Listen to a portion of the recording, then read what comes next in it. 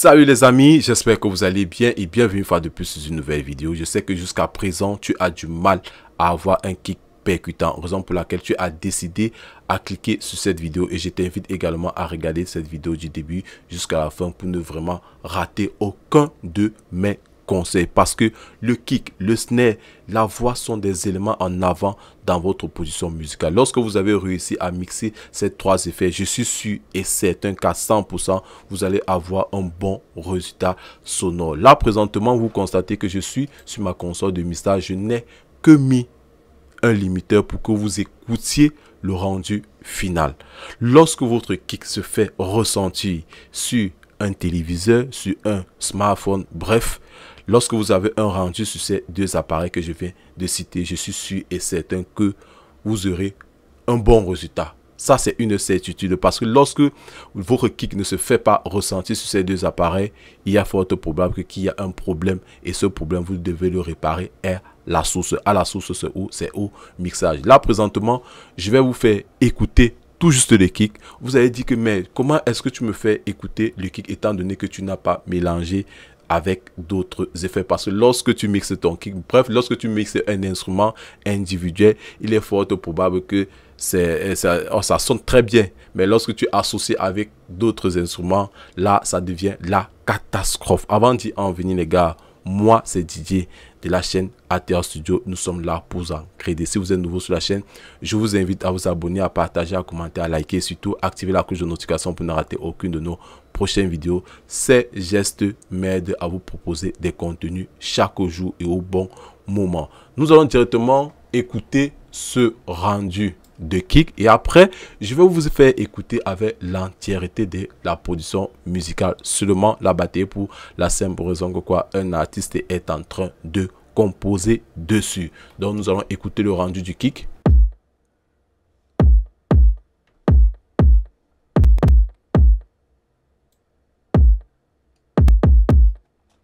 Ça c'est avec les effets. Maintenant, lorsque je vais décider muter tous ces effets comme ceci,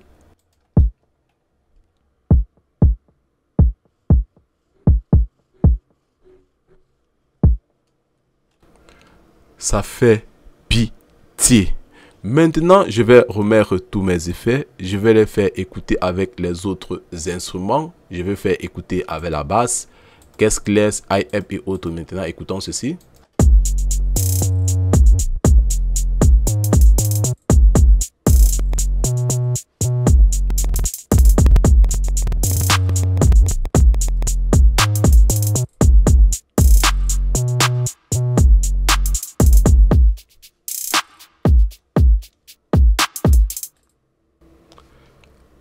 Je suis juste sur la phase de mixage.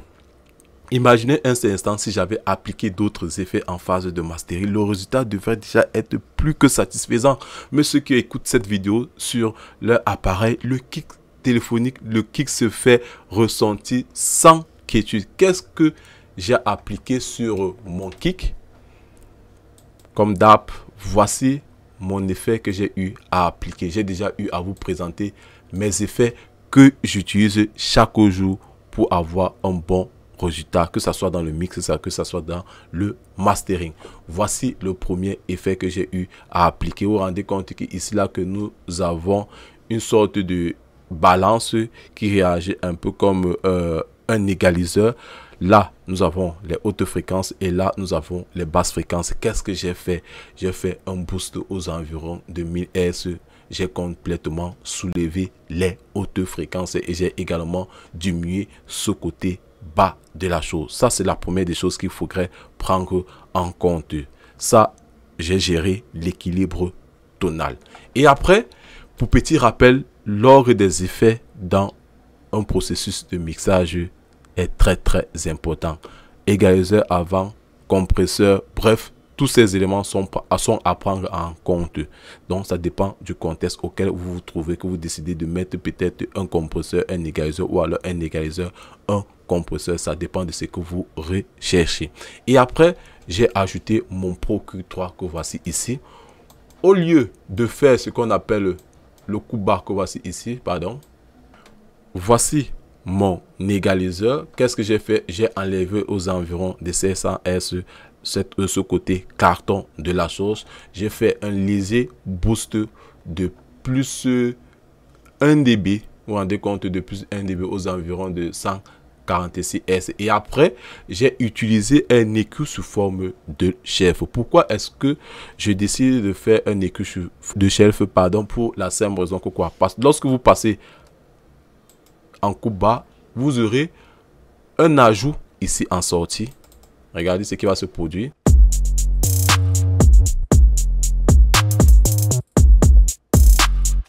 Nous avons un plus de dB ici. Maintenant, si je reviens,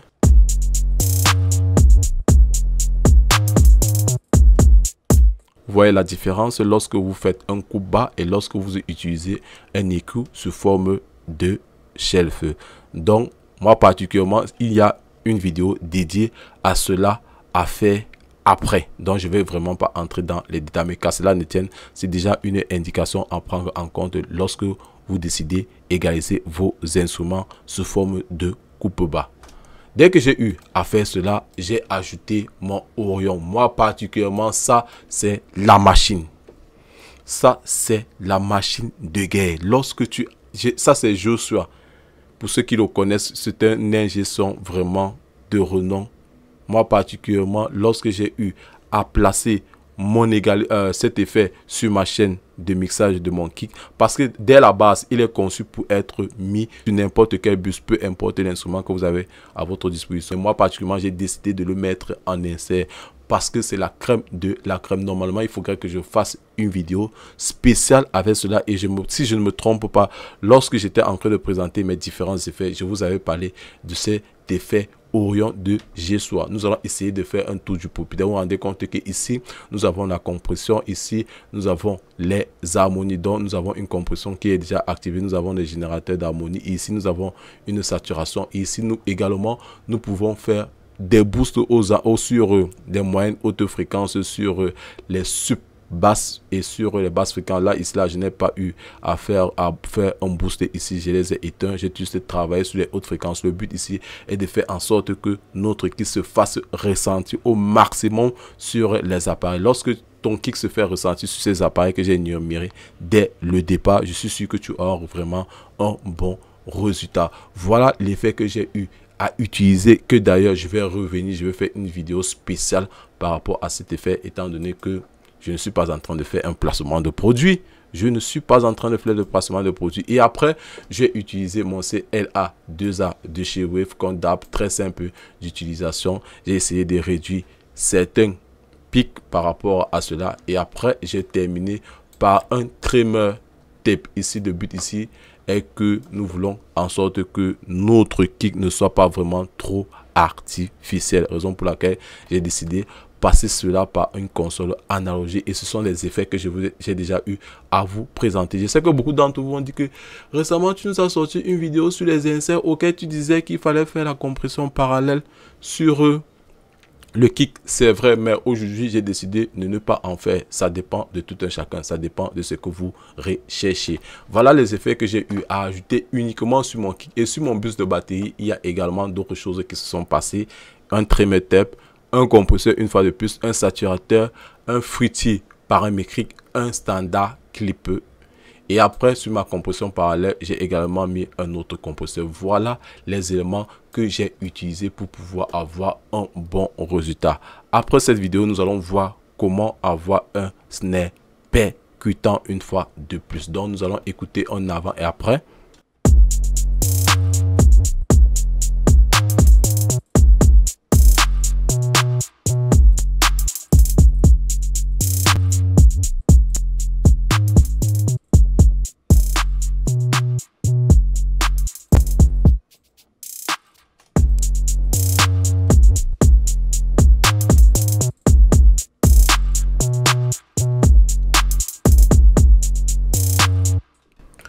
Bon, bref les gars, si vous avez aimé cette vidéo, je vous invite à vous abonner, à partager, à commenter, à liker et surtout activer la cloche de notification pour ne rater aucune de nos prochaines vidéos. Vous vous rendez compte que je n'ai vraiment pas mis un temps fou, je n'ai pas mis trop d'effets pour avoir un tel résultat escompté. Mais qu'à cela ne tienne, ça ne veut pas dire que j'ai pas cherché des effets. Moi particulièrement, j'ai passé pratiquement 30 minutes à chercher le bon effet qui va me faire ressortir ce kick. Donc pour ceux-là qui veulent avoir également un résultat, vous pouvez copier, vous pouvez utiliser ces lignes d'effets,